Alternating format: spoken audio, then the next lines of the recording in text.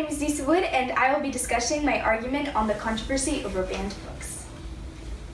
It is estimated that over half of all banned books are by authors of color or contain events and issues concerning diverse communities.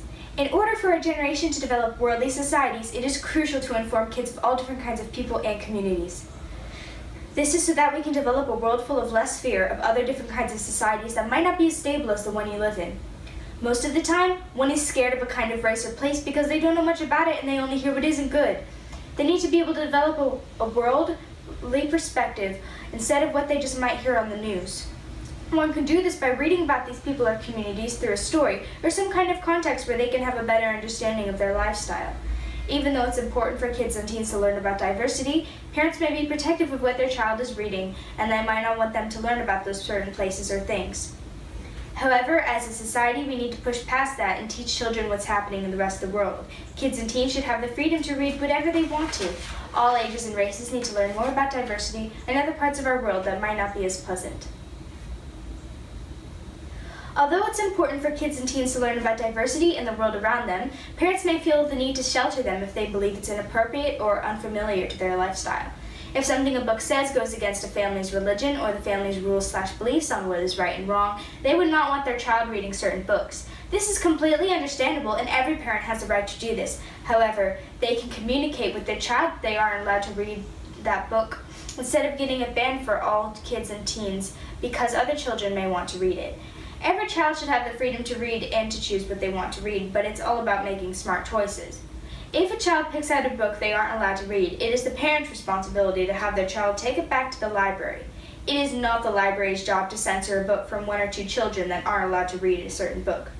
Quote, "Several years ago, the mother of a Muslim child in our school asked that I not allow her son to check out any book about Christians or other Christian holidays. She was not asking that those books be banned, only that her children be banned from reading them. I cannot ban her child from checking out Christmas books. She needed to do that with her child." That was from a librarian. A parent also may be subjected to letting their child read a certain book due to what the parent thinks is too inappropriate for the child. What a parent thinks is inappropriate is completely their own opinion. However, kids need to be able to develop a whole perspective instead of what they just might hear on the news or from their parents, and one can do this by reading about other races, religions, and context.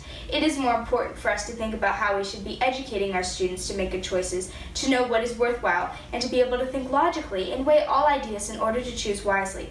Books no longer may be kept in cages, but our students are still often being denied access to the materials they need. Educating discriminated readers today is the way to reduce the inappropriate censorship of tomorrow. Kids and teens should have the freedom to read as they choose. Everyone needs to learn about what the rest of the world's societies are like, even if some may be unpleasant. By reading books that involve sexual content and other things that may seem inappropriate to parents, they can teach kids to be more comfortable and mature around these topics so that they don't seem like something bad. By banning these books, it enforces the idea of diverse content being wrong, which can teach kids that they need to be sheltered from other races and communities.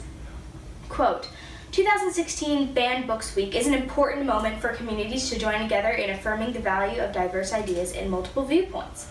By shining a light on how these ideas are censored, we hope to encourage opportunities to create engagement and understanding within our communities, and to emphasize the fundamental importance of the freedom to read.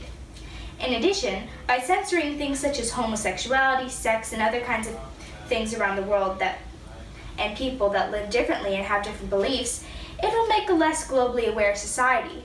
According to the American Association of School Administrators and the American Library Association, censorship means the removal, suppression, or restricted circulation of literary, artistic, or educational materials of images, ideas, and information on the grounds that these are morally or otherwise objectionable in the light of standards applied by the censor.